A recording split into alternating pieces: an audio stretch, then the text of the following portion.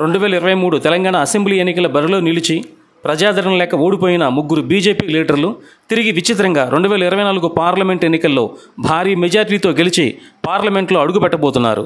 వారు ఎవరు ఏంటి అనే ఆసక్తికర విషయాలను ఇప్పుడు తెలుసుకుందాం.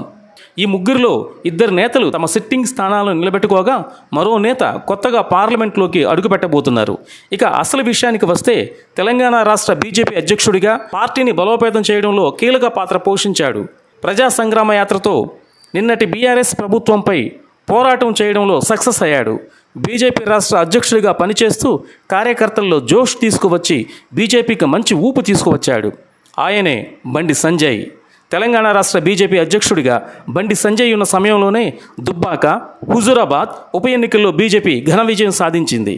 2018లో తొలిసారి అసెంబ్లీ ఎన్నికల్లో పోటీ చేసిన బండి సంజయ్ ఓటమి చెందడంతో తరువాత జరిగిన పార్లమెంట్ ఎన్నికల్లో భారీ మెజార్టీతో గెలుపొందాడు. 2023 అసెంబ్లీ ఎన్నికలు వచ్చేసరికి పార్టీ అధ్యక్షుడి నుండి జాతీయ ప్రధాన కార్యదర్శి హోదాలో కరీంనగర్ అసెంబ్లీకి పోటీ చేశారు.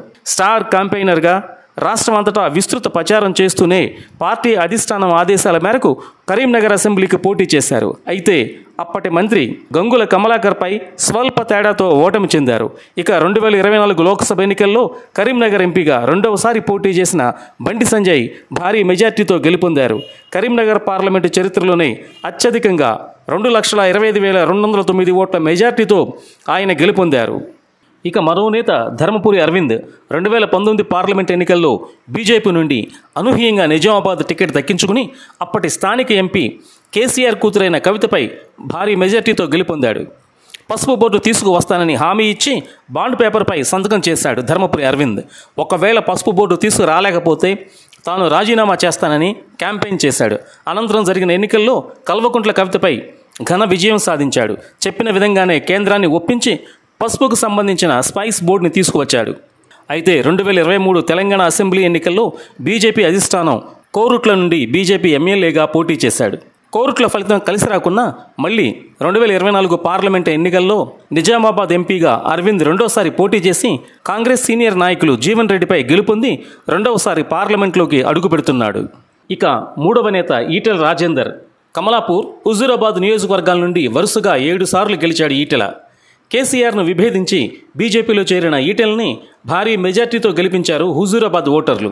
ఉప ఎన్నికల తర్వాత హుజూరాబాద్ను పట్టించుకోకపోవడంతో పాటుగా బీఆర్ఎస్ అభ్యర్థి సానుభూతి ఏర్పడడంతో ఈ రెండు కలిసి ఈటెల ఓటమికి కారణమయ్యాయి. ఈటెల రాజేందర్ గజ్వేల్, హుజూరాబాద్లో పోటీ చేయడంతో హుజూరాబాద్లో క్యాంపెయిన్ సరిగా చేయకపోవడంతో ఓటమి చెందారు. కమలాపూర్ నియోజకవర్గం, హుజూరాబాద్ నియోజకవర్గాల నుండి వరుసగా గెలుస్తూ వస్తున్న ఈటెలకి 2023 నవంబర్లో జరిగిన శాసనసభ ఎన్నికల్లో హుజూరాబాద్, గజ్వేల్ 2 నియోజకవర్గాల్లోనూ బీజేపీ అభ్యర్థిగా పోటీ చేసిన 2 నియోజకవర్గాల్లో కూడా నిరాశ ఎదురైంది. తనకు గట్టి పట్టున్న హుజూరాబాద్లో ఓడినా తన పట్టును నిలుపుకునేందుకు భారతదేశంలోనే అతిపెద్ద నియోజకవర్గం మల్కాజ్గిరి నుండి భాజపా అభ్యర్థిగా పోటీ చేశారు. 6 నెలల ముందు నుండే మల్కాజ్గిరిలో వివిధ కార్యక్రమాలు చేసుకుంటూ వస్తున్న ఈటెల రాజేందర్ ఏకంగా 3,91,475 ఓట్ల భారీ మెజార్టీతో గెలుపొందారు. ఈ ముగ్గురు బీజేపీ సీనియర్ నేతలు అప్పుడు అసెంబ్లీ ఎన్నికల్లో ఓటమి చెందినప్పటికీ ఇప్పుడు జరిగిన లోక్సభ ఎన్నికల్లో భారీ విజయాలు సాధించారు. ఇదే విచిత్రం అంటే. ఈ వీడియో మీకు నచ్చితే ఇలాంటి మరిన్ని వీడియోల కోసం మా ఛానల్ని సబ్స్క్రైబ్ చేయండి, లైక్ చేయండి, కామెంట్ చేయండి, షేర్ చేయండి.